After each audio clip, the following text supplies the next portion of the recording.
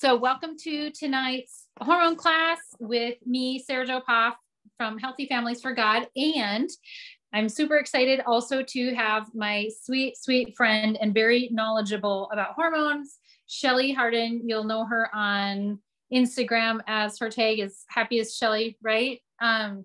Something. So she really focuses on hormones a lot. It was something, an area that I started getting into when I started getting certified in natural health areas and realizing that that was the biggest area we needed to focus on. And judging by the response that we got with over 300 women registering for it to be updated and everything and to be able to watch it, I'm guessing that we're spot on, that it is a very big issue. And so as we've helped women in this, both Shelly and I have been able to kind of gauge what some of the most common issues and things are, things that have helped people. And so we want to talk about that with you tonight. We really want to simplify the information as best as we can, because I know that it can be overwhelming. Hormones is kind of a big area of health. It's kind of a big topic. There are probably a lot of varying things that you've seen and heard and tried, and some maybe helped and some didn't. And so our goal in this tonight is to give you very relevant information and to give you very simple information. And from there, you can take it and you just go to our additional resources and things that we'll be sharing tonight with you at the end. So with that, I would like to introduce my sweet friend, Shelly. She's really powering through and popping on for us. So hi, Shelly. Hi, thanks y'all. Powering through as in the flu has hit my house. And yeah, this is my flu face. So here we are showing up to honor you guys and serve you ladies. It's just an honor that Sara asked me to do this, and hormones are a passion of mine. So watch out, because I may rabbit trail on you. If I stop to take a sip of water or blow my nose and sneeze or cough, I'll mute myself. But thanks to your patience as I'm just trying to knock out the flu, but also still show up and share with you what has worked for me and what has worked for other women, and where we're being misled as a culture, really, with our hormones. Yes. We can cut out the noise tonight too. And I would really like to get into that with you. But first, my question is, I know that for me, I really never, I don't want to say I didn't have any hormone issues, but you know, I really didn't. I really still, I'm like, why is everything so regular and so easy? And I'm in my 40s and do I have to still be fertile? But so I guess I got into it just by seeing that it was such a big area of need. But how did you get into it, Shelly? Yeah, that's a great question. I have a really great story actually to go with it. My daughter was 13 months old. She's now 6.5. And I'm a school teacher, and I walked, I'm an art teacher. So when my classes was over and I walked into the library, I have such a distinct memory of this, and just like rage, angry at the class that I had before that time. And they just really made me mad. And the librarian looks at me and she goes, "Shelly, are you pregnant? What's wrong with you?" I'm like, "No, I'm not pregnant. They just was really mad." Anyway, so when I left school, I called my girlfriend, Charla, who had been talking about this serum called Progestins Plus. And she knew that I was postpartum 13 months, which that's about the time when there's a shift there too, but that's about the time when your hormones are trying to regulate and really find a rhythm again. And she said, "You've got to try this Progestins Plus serum." And I'd been watching her, and she'd been talking about it and using it. And I was like, "No, I'm good. It's like in the essential oil world." By the way, that's all I do now. So it worked. Anyways, I was like, okay, I'm desperate. I'll try it. So that was on a Tuesday. And I didn't tell my husband, not because I wanted to be deceptive, but because I'm like, I got to see if it works. And by Thursday, he was like, "Shelly, like, what's wrong with you? Like, you're in a good mood and you're happy." And I'm like, okay, well, I guess it works. And so it was at that point when I realized how powerful I never knew until that point that that's why I was feeling that way, because my, previous to birth as well, like when you have cramps and you just are moody, it's because your hormones are out of balance. And there's so many different things we can do. But also some things we need to be aware of, like you said, Sara, that we're going to uncover that our culture tells us are okay, but they're not. Yeah, I like that you covered that, because I think that it is so prevalent in our culture that it's just like, oh, these are just part of being a woman. And really it's not, it doesn't have, that's not, it's maybe normal, but it's not healthy. So right. I like to get common, but not normal. Yeah. That's it. Yeah. It's not, this isn't where our, where we really need to be with our hormones. And so, I want to be the one to testify that too, and say, look, for decades, you can have, my cycles and everything for the last 10 or so years of my life are a million times better than they were when I was in my 20s, because of the changes I've made. And, I can't relate to any of the hormone problems now. In my 20s, I could. I remember that I had, many trips to the emergency room for ovarian cysts bursting and things like that. So I understand that part of it. But it's been so long, and I've had really great hormones for so long that I just want to be the one to stand up and say, it really is possible, even in your 40s and 50s and things like that. So to that, we're talking about how there's a lot of common hormone issues or concerns that we might in our society think are just part of being a woman. And so when we really look at it, Shelly, what are the most common ones that we need to say, no, these indicate that there's something imbalanced? Yeah, the moodiness for sure. I mean, that was mine, the moodiness. And then postpartum, the weight gain, which, you got to give yourself some grace there because you're coming off of pregnancy, but there is a balancing out of hormones that has to happen. And even as you reach, like I'm reaching my 40s and, headed into not menopause yet, but eventually we'll get there. And the weight gain, that's a huge one that I hear women talk about, is weight gain and a lost libido, like their libido is gone. And that happens mostly after women give birth, because their hormones never fully regulate after they give birth. They don't have, we're not given, we're not taught, we're not educated on how to take care of ourselves after we have a baby. So yeah, those are the ones women come to me the most with, are weight gain, libido, moodiness, and then like being dismissed by their doctor. That's probably the biggest frustration that I see, is women come to me and they're like, help me, like I can relate to what you're saying and what you say makes sense, but my doctor just says, oh, it's because you're getting older and you need to diet and exercise. Lies, don't do that. That's gonna make it worse. So my whole goal and mission is to just educate us on what that looks like and why these things are common, which means a lot of women suffer with and struggle with them, but they're not normal. Our body's not meant to function like that. And we'll go in and out of seasons. I'm a testimony to that, where, things will ebb and flow as far as these symptoms go, but there is a way to create this consistency to where it's not like all the time. Yes, exactly. And for me, I think the turning point was realizing how big of an issue it was the many women coming to me with just miscarriage after miscarriage, or difficulty getting pregnant in the first place. And so for me, I started kind of having to look at that, and women coming to me and saying, and then I would say, well, you need to get your hormones tested right now. You need to get your progesterone tested. And they would come back and say, my doctor said that's not necessary. My doctor said he won't do that. My doctor said this. And so I think that, realizing these things and saying, hey, this is, I don't have to live with this, is a good step. And also, like you covered on, also not just accepting what the doctors are saying necessarily, not that they're all bad, but overall as an entire field, there's really not a lot of great information and support in that area. So once we can. It's easy for to pass you the pill and say, this is going to fix everything, that all your problems, instead of taking the time to educate you and teach you about, hey, like your progesterone is higher in the second half of your cycle. That's why it's difficult to measure progesterone, because if you measure it on day 10, right before you ovulate, it's going to look different than it's going to look on day 20. And so you can't measure, progesterone and estrogen one time of the month. They have to be measured over several different days, based on, when you ovulate, when your luteinizing hormone peaks, and then obviously when you bleed out from your period. Yeah. It's Yeah. such a finicky cycle.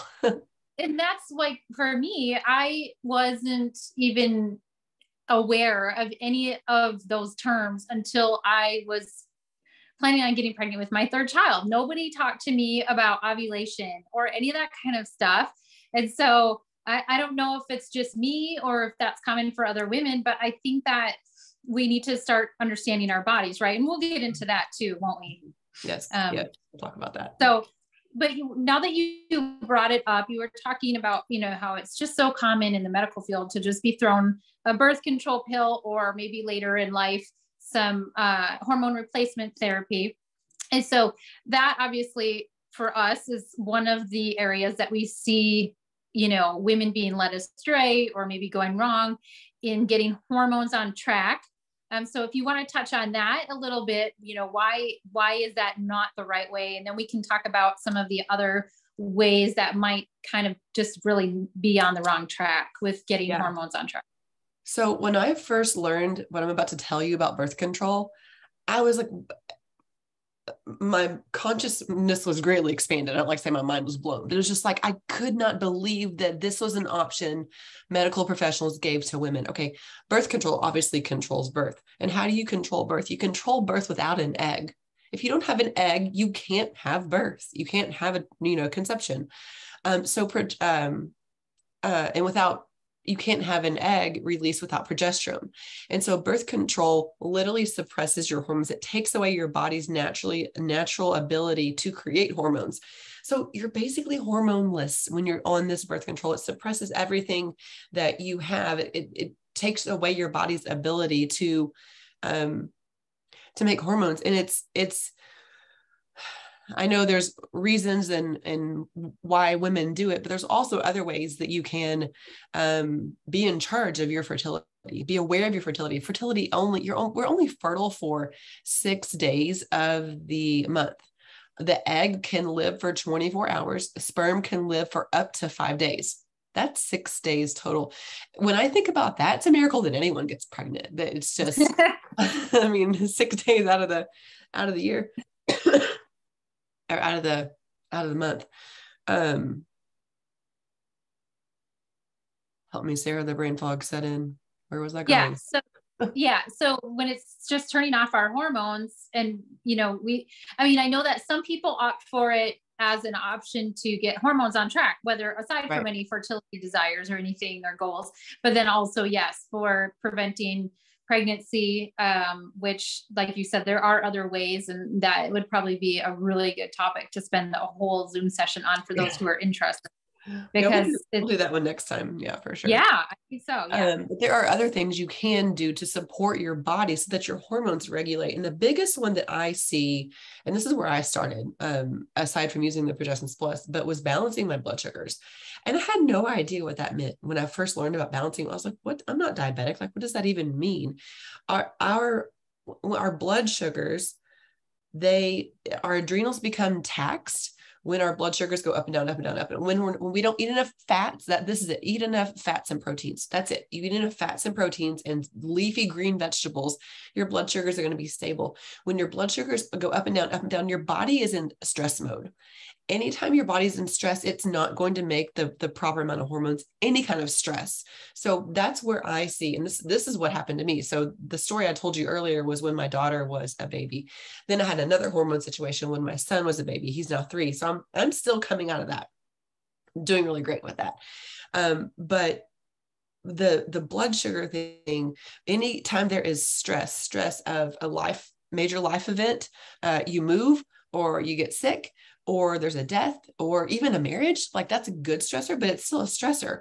Another stressor could be nutritional deficiencies. And we'll talk later about what you can do to replace those with high quality supplements and what that looks like. If your body has absolutely no magnesium, it's in stress mode and your blood sugars are doing this. It's stressed out. But here's the thing. Sometimes we don't even know it. I didn't even know it. And I didn't realize that the stress I was experiencing was whacking out my hormones. I lost so much weight. My body was eating its muscle. And I was like paper thin. I'm like, oh yeah, I'm losing weight. No, it was not healthy. I didn't realize it at the time until I went to see someone that helped me, and she's like, you got to balance your blood sugars. I'm like, what does that even mean? So I know Sarah has some resources on that we can talk about, but also exercise needs to be something that we enjoy. And I know that as women in the North American culture, we get led to believe that we have to exercise and eat like men, or like we all have to do the same. That's not true. Our body is on a cyclical, it works in a cyclical fashion. So every week our hormones change, and we need a different type of, we still need exercise every week, but we need a different type of exercise. When we do HIIT exercises for 28 days of the month, including during our period, forget it. Your body's like, I'm stressed out. And guess what? Yes. When body is stressed out, the first thing that's going to go is fertility, because the body says, I'm stressed out. I can't take care of a baby. Mm-hmm. That's it. That's it right there. And there's so many factors that contribute to stress. And those are just a few of them. So I always tell women the first thing you have to do is get your nutrition in check, with your blood sugar balances, with your proteins, your fats, your leafy green vegetables, and then get your exercise in control, something you enjoy, something that's not stressful to you. Yeah. And I'm glad you touched on that, because there are some areas like that of health where they just are a bit too extreme. And sometimes I know that we are like, I just really want my hormones to be better, and I might just want to make it happen faster. And so that means we might like go, or, you know, in the realm of weight loss, we might go extreme with exercise. And I bet that there's women that are watching this now or later that are going to be able to relate to doing more intense exercise and realizing that they actually gained weight from it instead of lost weight, and went, what is wrong? You know, am I doing something wrong? What happened? And it's just exactly for the reason that you said. The body is perceiving that as stress, and that actually will whack out blood sugar more instead of help it when it's extreme exercise. And so, you know, and then there's the other extreme things like juicing. We are juicing carrots and apples and all of these things and thinking we're going to detox and stuff. And that's just going to whack out our blood sugar even more. And that's going to be perceived by the body as stress, and the hormones are going to do what they do under stress. And so another thing that you and I had talked about was calorie restriction, and how that is a stressor on the body, right? Yeah, for sure. It's a stressor. I mean, as women, especially, so there's 4 phases of our cycle, and that's a whole nother Zoom for a whole nother time, but we can break it down into before ovulation and post ovulation. Post ovulation, our body needs 230 something more calories. So our metabolism naturally speeds up in that second half of our cycle. It's good to eat. Now you got to be sure you're eating, you know, those high quality fats and those good proteins, staying away from the carbs, because also in the second half of your cycle, your cortisol levels are naturally higher, which means your blood sugars are more prone to spiking. So it's just this really fine balance of how do I eat and eat the right foods and keep my stress levels where they need to be, so that my hormones all balance out and I feel good. It's possible to feel good during your period and not have cramps and not be moody. I can testify to that also and confirm that. And I'm glad that you had mentioned that about the calorie restriction, because I know that there's some stuff going around about these diets that people are losing a ton of weight very rapidly. And as much as I know that that's important to us as women, no matter how hard we tell ourselves that it's about something else. And I will just say, you know, that there are a lot of women who I know, because they've come to me after those extreme diet calorie restriction programs, that they are suffering very much afterwards. They may have lost the weight, but there's a big mess now that we have to try to fix because of that. And I would just say it's not worth it. So please don't go that route. And that's where you have to make a lifestyle change, where I'm going to turn my lifestyle into all of these 5 different things that I'm going to focus on.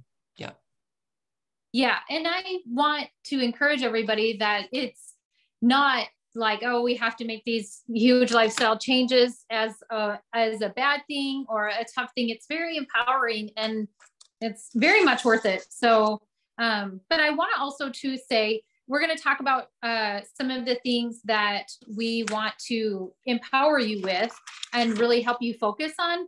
so we're going to, in a minute here, kind of give you like the top 5 things to really narrow it down and help you focus on them. And if it's something where you're like, I'm going to write these 5 out, and then you feel like you can just work on one at a time and that's where you're at in life, then I'd say go for it. If you're a little bit more excited about things and getting things on track, and you want to say, I'm going to pick and just do a little bit from each of the 5, that's amazing too.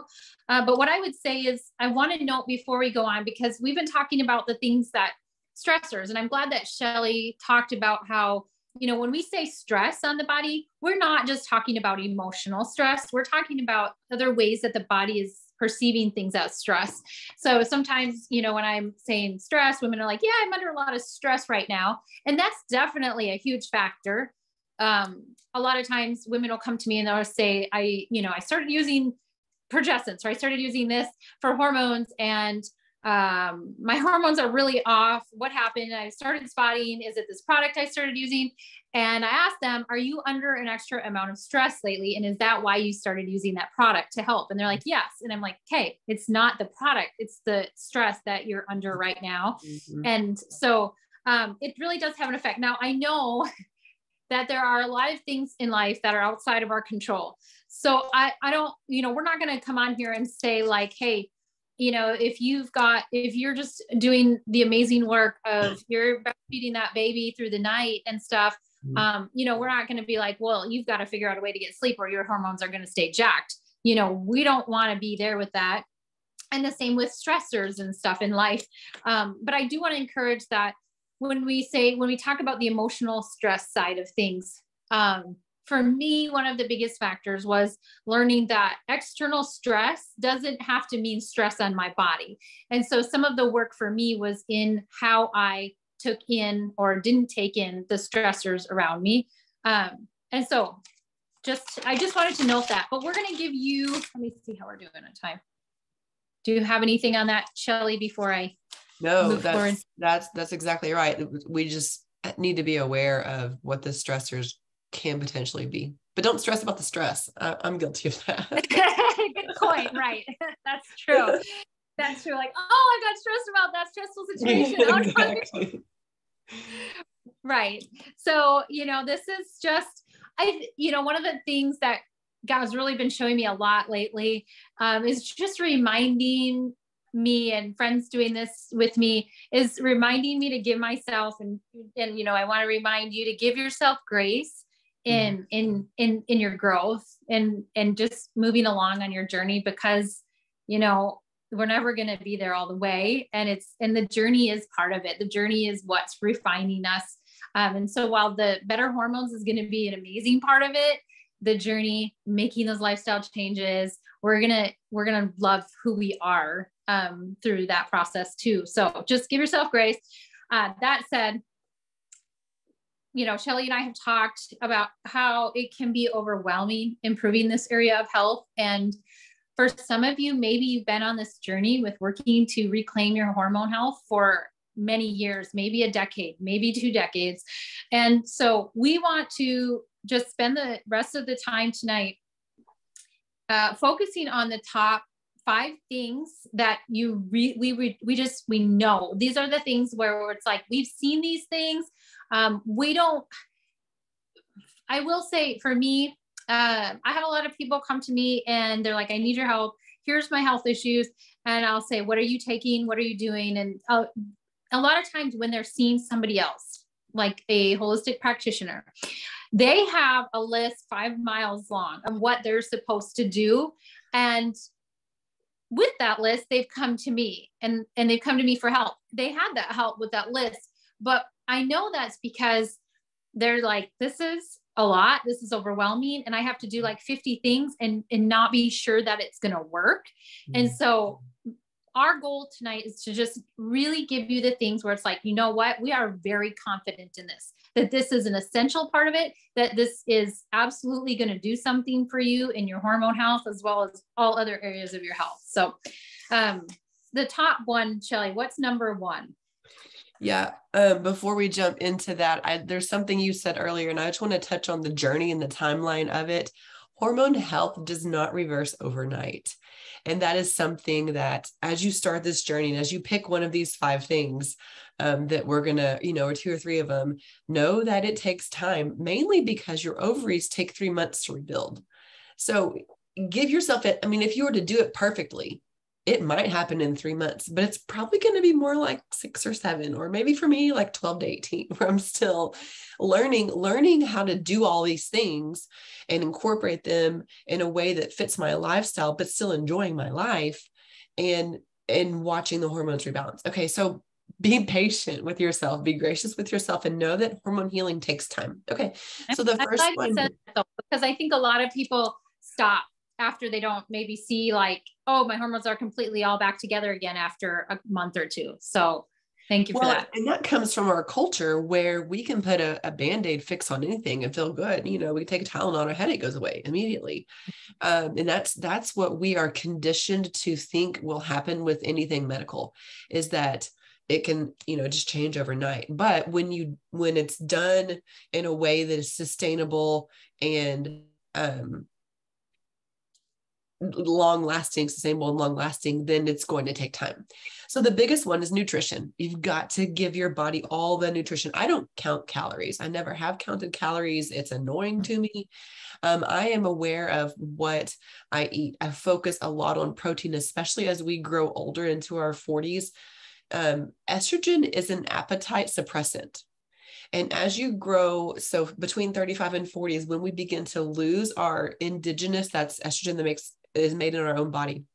We begin to lose, just because that's the cycle of life, right? You lose your estrogen, and it's an appetite suppressant. So as you lose that estrogen, if you're not replacing it with something or nourishing your body through nutrition, lots of protein, lots and lots of protein. I shoot for 30 grams a meal, and that's a lot. That's a lot. Yeah. It's harder than you think. When you actually start looking at the grams and you start counting them, you're like, oh, I'm still not even halfway there yet. Yeah. But I notice on the times that I do, I feel so good all day long. Always start with a savory breakfast. So that's going to give your blood sugars the stability that it needs throughout the day. I used to, oh man, before I knew any of this, I would start my day with 2 pieces of toast, orange juice with peanut butter and jelly on both of them. Oh my word. I had no idea. No wonder I felt like crud all the time. I started my day, my blood sugars go whoop, and then they drop right back off. And by 9:30, I was reaching for the trail mix with M&Ms in my teacher desk and like sucking down the coffee because I had no energy. Well, of course I didn't, because I didn't start with a savory breakfast. So lots of protein, savory breakfast. If you're like, I don't know what to do for a savory breakfast, pull out last night's dinner leftovers, heat them up and eat it. Yeah. Mm-hmm. Lots of good fats, avocados, coconut oil, any kind of like walnuts, almonds, flax seeds. Yeah. Anything that's going to give you those good fats. I try and eat 1 avocado a day, which again is a lot, but I feel really good when I do it. And salt, that's one thing that we have been conditioned to believe is negative and bad. Redmond's real salt. Yes. It's not. Salt's not bad. Salt's really, really, really great. So nutrition, fats, proteins, salt. Yeah. Number 1. And if it's just 1 meal a day for now, and you start swapping out those sweet breakfasts with savory breakfasts, it just start there. If you're just starting in one place, and there's lots of stuff out there for ideas for that too. And we have some of that. We'll share resources and stuff coming up, but yeah. And I love that you covered on salt, because adding in and even supplementing salt, has been a huge game changer for me too. So what would you say? So that's number 1 is nutrition. Number 2, what would you pick as the very next thing that we really want to work on supporting? Yeah, stress management for sure. I mean, they kind of go hand in hand, really. Like we talked about a little bit earlier, when your body is stressed out, it's not going to produce the type of hormones that it needs to. It's in fight or flight. It's like cortisol is shooting up and up and up. And it's like, I'm running from a bear, but we're not really running from a bear. Our body just thinks that we are. So we have to find a way to manage that stress. And that could be turning some music on and dancing after dinner. That could be going for a walk. That could be working in the garden. That could be reading a book. Mine, Epsom salt bath every night. That's mine. That's it. That brings me back to ground level where I need to be. And man, when I miss that bath, it's like, We don't want that to happen. Play with your kids, play with your grandkids. Go ahead. I like that. I know that sometimes it's hard when we're talking about these things, because for some of us, like, hey, I'm over here. I've had, in my days where all my kids were little and I've got 6 kids, and like, I just don't get to do that. But I think that when we realize that it really is a priority, we'll be able to make time for it. I mean, for me with, 6 kids when my youngest was a baby, sometimes that just meant really, I had to really watch for those little pockets of time where I could just slide in a bath, or I could just slide in a walk, and whatever that might be. And so, and I will say for me personally, in the last couple of weeks, I set out with an intention to really prioritize that time for me, because I kind of got in my head and I was like, I'm just not in a spot in life where I have that luxury. And then I had to reset and say, no, it's not an option. It's absolutely essential. And it makes me a better mom, and better in my community and all my other relationships. And so if you're feeling like and for you, Shelly, you've got kids, you've got a job outside of the home, and so if we can do this, I want to just encourage you that I understand the time factor, but when we just say, I have to make it a priority, our brain opens up to finding ways to make it work. Mm-hmm. And it could, a single mom, like I get that too, working full time, and that's tricky. I mean, it could be as simple as, hey, we're just going to sit down and color the table together, or read books with the kids, or something that if you absolutely cannot get away from your kids, which it's hard for anyone with little kiddos, incorporating them as much as you can into it. That's okay too, until you're able to cycle into having the support or finding the time, or the method or the way or whatever to, getting that 10 minutes to yourself. Yes. Yeah. So once it's a priority, you'll find a way. So, that said, so that's kind of like a stress reduction, which could be also looked at as a little bit of self-care, I suppose, right? Yeah. Yeah, for sure. For sure. Okay. So you had mentioned the third thing we were going to talk about was something you've kind of mentioned a few times. And, I know that there are a lot of varying opinions out there about this, but just for both Shelly and I, we have absolutely seen that high quality supplements or other type of products are definitely top priority in this journey. So what do you want to start with on that, Shelly? Magnesium. And that's, I know right now, because I've been sick and stressed with that, like my magnesium is low and I can feel it in my body. And Sara, I'm curious what you can share with us about the magnesium that's in Mineral Essence. That's what I take. But I'm also curious why it works so well. What can you share with us about that? Yeah. And so I think that I'm trying to go off of memory with a lot going on, but there's, 300 or so processes in the body that depend on magnesium. And I'm going to, venture to say that 98% of us on here are deficient in magnesium for various reasons. And it's, not necessarily our fault. I mean, stressors, that's going to be a huge one. When our blood sugar is up and down all the time, even if that means we're eating, I know that a lot of women are like, well, I'm eating paleo. But unfortunately that doesn't mean your blood sugars are stable, because there are some paleo foods that we've personally tested and they really mess up our blood sugar. So there's just things that, factors in life. It's just a part of life. We really do need magnesium. And I will say that I have not had any clients who have said, there's no need to supplement, or I'm using topical magnesium or anything. I have not had any of them, just for me, in my experience with any of mine, that have gotten somewhere with their health without magnesium, and without good quality magnesium. So, you've seen forms out there, oxide and citrate and stuff, and those are like 10% available. So you're basically paying for 10% of what you're getting, and the rest is just lost and worthless. So I spent a lot of time looking for a really good magnesium, and I knew I could gauge the magnesium and how it was working, because I used to have a lot of issues with my eye twitching, in addition to some other things that were showing that my body was absolutely screaming for magnesium.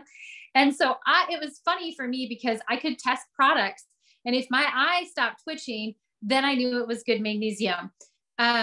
There is an isolated form, magnesium glycinate. I know that some people use that, and some of my kiddos, my family take it to fill in gaps and things like that. For me personally, because of where I was and how deficient I was, it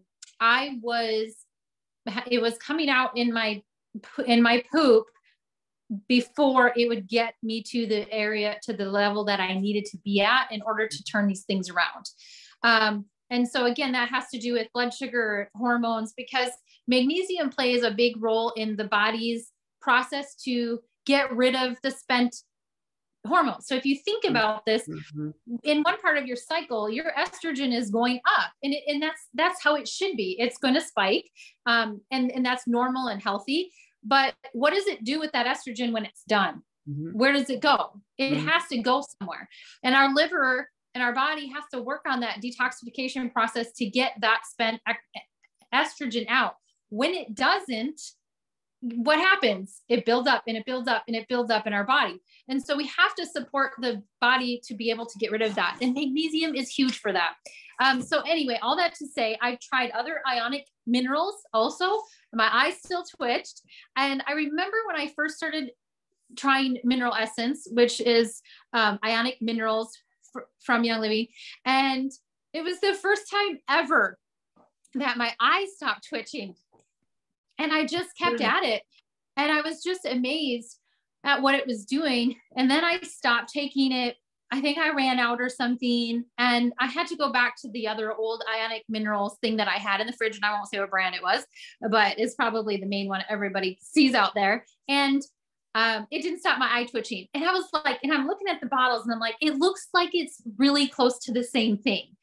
So I dug into it. And what I found was that they did some testing, and they tested they tested blood and everything, and urine and whatever in people, and found that the extra things that are in Mineral Essence, so like dietary oils for supporting other areas of health, were actually helping the body hold on to the minerals better. And of course, one of them being magnesium. One of the most common things people ask me is, well, what form of magnesium is it? And it just is so true. And I did this too, because I'm like, well, what form is it? But this is where we've been kind of conditioned to be like, everything is isolated in the supplement form, which is great sometimes. But in this case, it's not isolated. And that's why our body does so much better with it. It's not a form. It's the kind that you find in the earth. And so it's magnesium. And so that was a big thing for me too. So yeah, that is definitely something, if I travel, whatever, I will absolutely not go a day without it. Yeah. I don't go a day without mine either. Along the same lines with why magnesium is number one for me, because stress depletes magnesium, and a lack of magnesium creates stress. It's a crazy cycle. And it's like, we've got to break this cycle of having enough magnesium so our body isn't stressed out, but not being so stressed that our magnesium is depleted. And so it's just magnesium. That's just the place to start. Agree.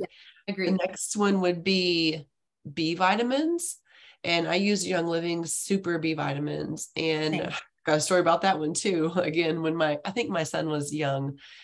So two little kids, like maybe 3 years old and like 2 months old or something, everyone was down for a nap, and I was standing at the kitchen sink doing dishes. My husband was even asleep. I was like, okay, done with the dishes, time to go take a nap. I stood there for a second. I was like, but I'm not tired. I was like, oh yeah, I took Super B this morning. I just started taking it. And there was this moment of like, wow, it really does support my body. And because it has that nutmeg in it that supports the adrenals, which as a full-time working mama with little babies, the adrenals are taxed so hard. And that nutmeg is really key, along with all the other B's.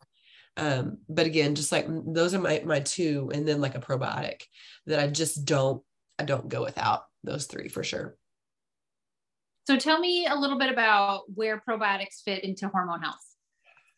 Right. Because our gut is responsible for ditching that extra estrogen, right? So the reason you probably joined this Zoom is because you saw the graphic about estrogen dominance.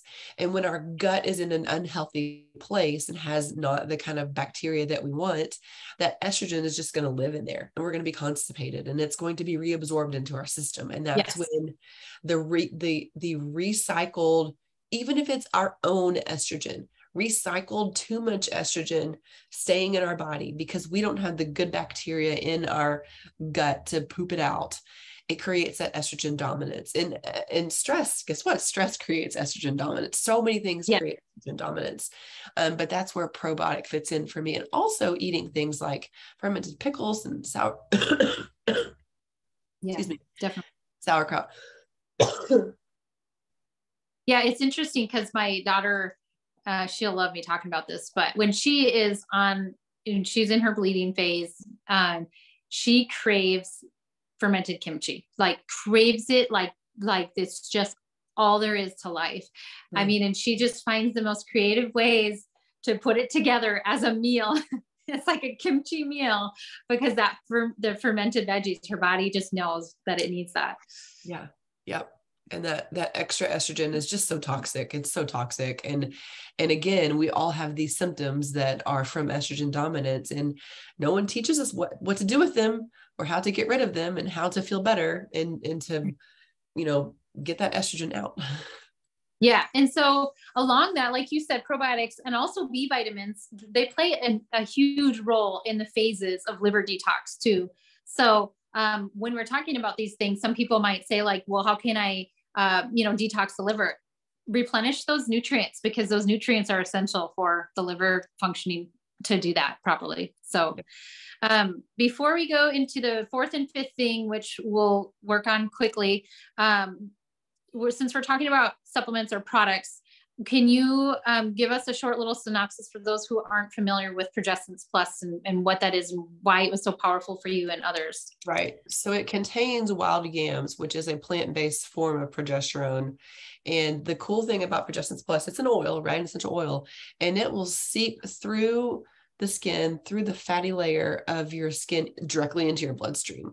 Whereas the cream that you're going to get sits on top of that fatty layer. You have to use more of the cream, a higher concentration of the cream.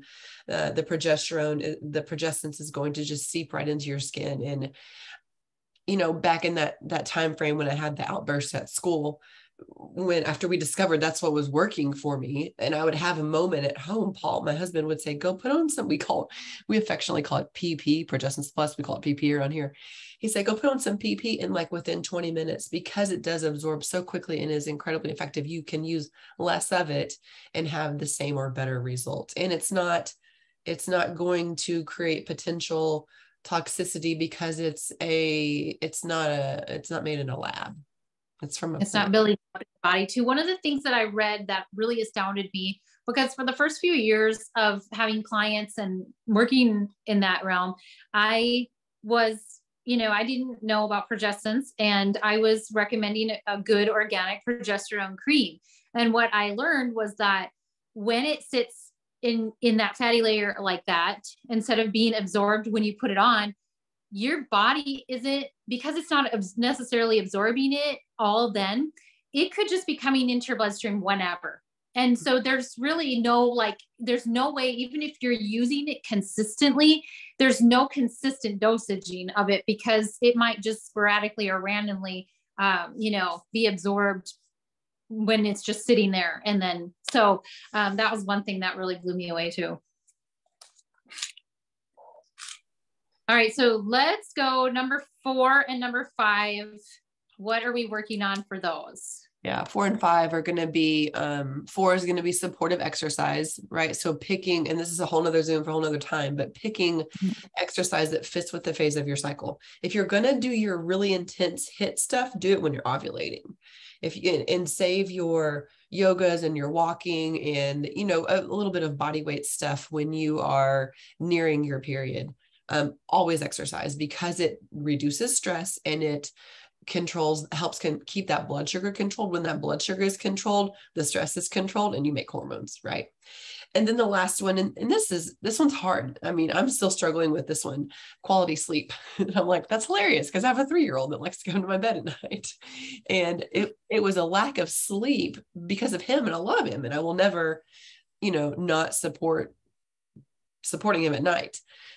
But finding ways for me, it was finding a way to be okay with that and not letting that be a stressor. Because at first it was a stressor. I'm like, well, that's not doing anyone any good. And so then I chose to become okay with it. And then I don't do this much anymore. Well, I guess I do now because I've been sick, but on a normal day-to-day basis, I don't nap. But when he was a baby, I napped a lot. If I had a Saturday or or Friday after school, whatever, just take a quick 20-30 minute nap. That will help support your adrenals, which is what gets taxed in the middle of the night. Also, blood sugar control will help with your sleep as well. If you're waking up in the middle of the night, it could be because our bodies are really smart, right? It's waking us up because our blood sugars are too low or they're too high. It's like, hey, this is not right. Wake up, don't die. And then you steady off and go back to sleep. And maybe that's why you wake up hungry in the middle of the night too. Guilty. I'd get up and get a muffin in the middle of the night. I had no idea. Muffin wasn't doing me any good. It's so true. And I think that when there's all these things out there saying, well, this sleep might be this, and this might be this, you know what? Most of it goes back to blood sugar. And so when you work on number one, you're working on all these other ones too. And so I like that you said, don't stress about it, because sometimes more knowledge means we stress out more about things when they don't go the way that we know is healthy. And there's some things, for me, sometimes I don't get to choose my sleep, having to watch my son's blood sugars in the middle of the night. Fortunately, we've gotten that really good, but it's still unpredictable. And so those are the days where I just know I'm going to need more mineral essence, and I'm going to need more B vitamins, and I'm going to just boost the support in those other areas above. And also number 4, exercise. I know that when I've had less sleep, my blood sugars are going to run higher and I'm going to feel rougher unless I exercise. And I know that the last thing we think or feel like doing when we are running on less sleep is to exercise. But I promise you, it actually can make things better. And that isn't like intense exercise. That's really just like 20 minutes of walking, or 20 minutes on an exercise bike, or 20 minutes of something soothing and calm, but it can be really powerful. So just knowing, like, if there's one of these or 2 or 3 of these 5 areas where you're like, I just don't really have a choice, or maybe I just kind of fell off in that area, then look at the other ones where you can, in that moment, in that time, boost up and support better. Yeah. It's a process too, figuring out, what works. So be gracious with yourself. I was not at first. Same. I'm still working on that. So we want to finish off with giving you some resources. Some of you are already familiar with them, and we'll send these out too. So we both have, some ways to keep you growing in these areas. So sometimes I know that at first you might take it and be like, I'm going to change this. And I'm going to work on this. And then you're like, wait, I'm kind of stuck here though. Like, maybe I need some more information on that. So Shelly has a Facebook group. Do you want to talk about that real quick, Shelly? Yeah, that's fine. We can do that. It's a closed group. So as long as you type your name in and request permission, I'll accept you. The best way I'm pulling it up so you can see what it looks like. You can search it, but I've not had great success with that. So it looks like that it's called Natural Hormone. Oh gosh, I have my screen thing. Hang on a second. So I'll send out a link to that in the next newsletter. But yours is just a hormone group. It's really focused. Yes. Yes. You could also send me a message on Instagram and I can send you a link that way, but a link in your newsletter would be great. Yeah. But yeah, so I do weekly workshops on anything related to hormones. They're all archived in there. You can just go back there, 10, 15 minute little videos, like what we talked about tonight, but in a condensed version. Yeah. And more concentrated on a specific topic. Yes. So that's your go-to area for like just really expanding your knowledge in encouragement in the area of hormone health. I will send a link out for that in the next newsletter. So if you're subscribed to my newsletter, you'll see that along with the recording link for this, and you are welcome to share that, this recording and things like that. If you're not subscribed to my newsletter, go to healthyfamiliesforgod.com and then just scroll to the bottom and it'll give you a place to sign up. Those are my free newsletters that go out every Sunday. And also I'll put a link in there for our group, the Level Life, where we talk about all things, how to stabilize your blood sugar. It's not just for people with diabetes, it's for everybody. And I share just what I'm learning on that, watching my own blood sugar and things like that. So we'll get those out to you. Make sure you're subscribed to my email newsletter, and that'll go out in the next one. And then before I finish off, I really like this question that came in the chat, asking just like about how much mineral essence, how much Super B, how much progestins. And it's such a good question. And the only problem is that everybody's different. Every single body is different. So in holistic health, we, realize and honor that every single body is so very different, and every day is different for us. So like I said, if I have a time where I've had less sleep, instead of having like 5 droppers full of mineral essence, which is like the dose recommended on the bottle, I might have twice that. And when I first started taking it, because my eye was twitching and I was having all this other stuff going on, and I knew that I was so low in it, I started out at 20, which is twice the dosage recommended on the bottle, 20 droppers full a day. And it took me at least a few weeks of that to really get somewhere. But it really wasn't that long. And then once I did, I started feeling how I could adjust it. And then just really watching my body and saying, okay, I think I'm going to boost this up here. And for everybody, like if you have caffeine, your magnesium needs are going to go up, and depending on your blood sugar spikes and drops, or how stable it is. So as much as I love to just be like, here's how much, it's really part of the journey is just figuring out what works for you. But don't be afraid to take more than what is recommended on the bottle, just because of what labeling requirements and laws are and stuff like that. The reason that we shared those products specifically is because when you find something that works, you can see it, you can feel it, you can tell. Like Shelly said with the progestins, like I've shared with you about the mineral essence and the Super B, you can actually tell. So basically what I would say is if you don't notice anything, you're not taking enough. Yeah. And so once you get to that amount where you're using or taking enough and you see it, I actually just had a client yesterday, we were talking about hormones, and she's like, I was learning about this. And then when I started increasing my progestins, then I realized when I got to this point, I actually really saw something happen. And so just, if your body's sensitive to things, start low, go slow, but get there and keep ramping it up until you get to that point where you're like, I really notice this, because you should, and you will with those things. But yes, mineral essence is a very strong taste. It's absolutely horrible. And I've taken it for how many years, every single day. Still worth it.